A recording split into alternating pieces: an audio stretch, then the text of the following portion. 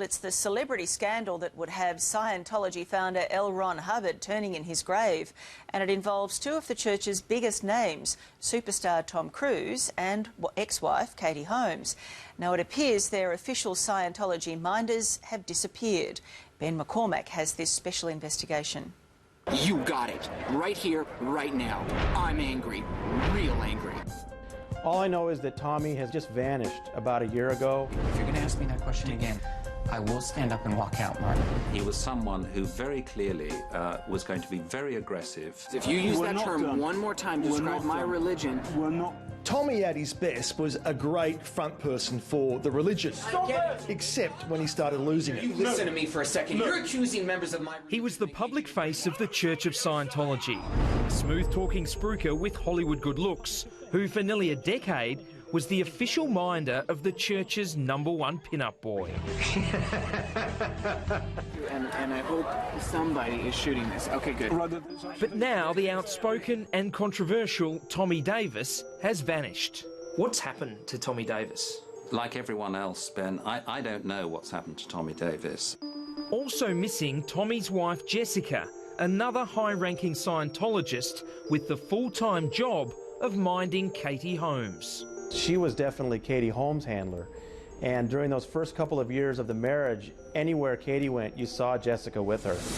So what has happened to the power couple of Scientology?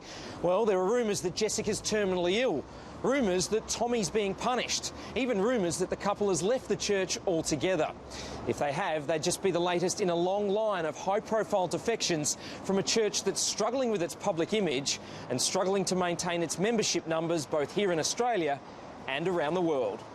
If Tommy Davis has left voluntarily because he simply doesn't believe in the church anymore, that would be a big blow to the church. Tommy's the son of actress and celebrity Scientologist Anne Archer, famous for her role in Fatal Attraction. Hi, darling. Her son was a Hollywood rich kid, perfectly suited to run Scientology's Celebrity Centre in LA.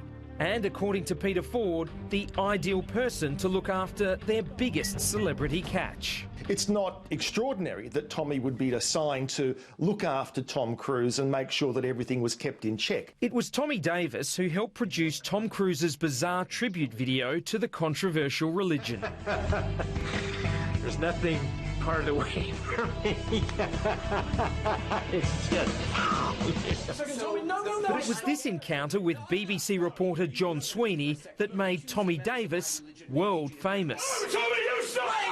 No, listen to me! You were not there at the beginning of that interview! I think that's one of the most remarkable filmed encounters that I've ever seen between a very senior broadcast journalist and a spokesman from a church or any other organisation for that matter. That's Tommy Davis.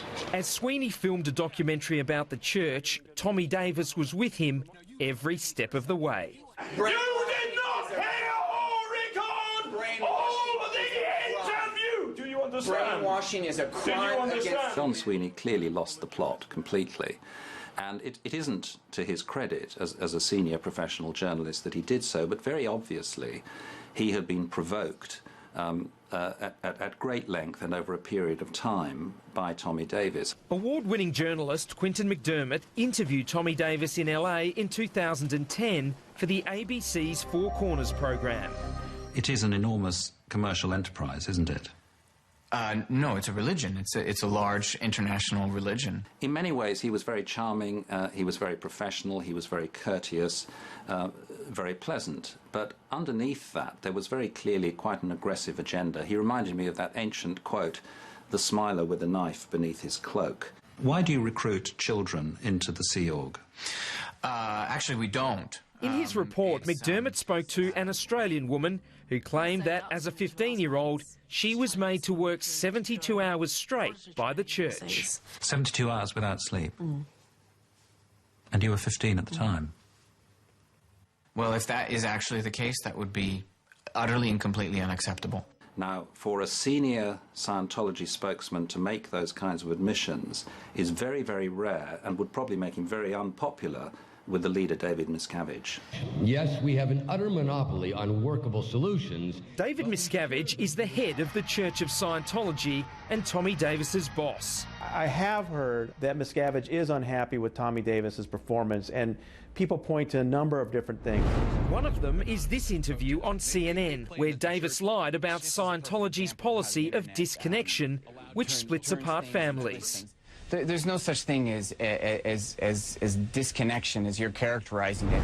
And then there was this. Stop you. If you're going to ask me that question again, and you're going to repeat things about volcanoes and this kind of thing and so on and so forth, I will stand up and walk out, Martin. Journalist Martin Bashir asking Davis about Scientology's secret teachings of Xenu, an ancient galactic warrior who supposedly came to Earth and blew up thousands of people around volcanoes. Through Xenu and the intergalactic emperor. Is it true that somebody would die and actually...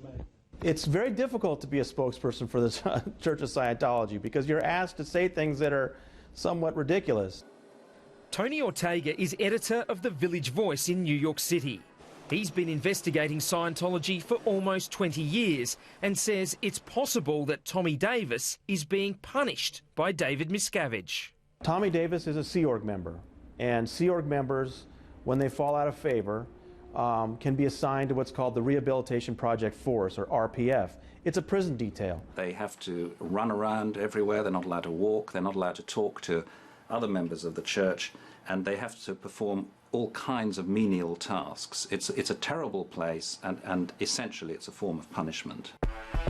Tommy was nowhere to be seen when news broke of Tom Cruise and Katie Holmes splitting up.